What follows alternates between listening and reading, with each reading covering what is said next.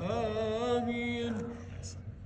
بلغ اللهم وأوصل ثواب ما تحصل من بركة هذه القراءة الشريفة والصلوات اللطيفة.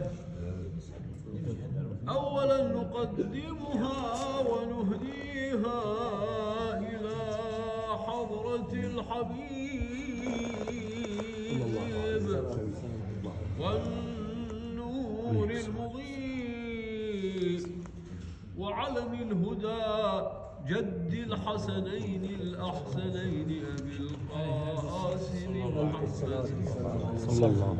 اللهم وإلى أرواح آل بيته الطيبين الطاهرين وإلى أصحابه أجمعين ومن تبعهم بإحسان إلى يوم الدين رضوان الله تبارك وتعالى عليهم أجمعين.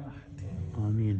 اللهم وإلى أرواح العلماء العاملين والمشايخ الكاملين والأئمة المجتهدين في الدين خصوصا إلى روح من نحن في حضرته ورحابه الإمام الأعظم أبي حنيفة النعمان بن ثابت قدس اللهم سره ونور اللهم ضريحه وانفعنا والمسلمين من بركات علومه الشريفة يا رب العالمين. آمين. اللهم برد شرابه، اللهم احسن مآبه، اللهم اجعل من السندس والاستبرق ثيابه ومن الرحيق المخدوم شرابه. اللهم لا تحرمنا أجره ولا تفتنا بعده إنك على كل شيء قدير وبالإجابة جدير.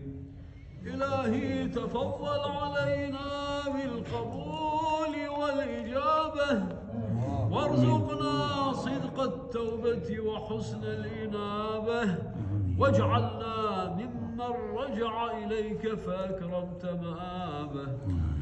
وآخر دعوانا أن الحمد لله رب العالمين. ربنا تقبل منا بالنبي وآله وصحبه وبلغ اللهم جميع المسلمين والمسلمات خصوصا إلى روح من اجتمعنا لأجله وقرأنا الدعاء بسببه رضاء لله تعالى نهدي له ما قرأنا مع ثواب سورة الفاتحة.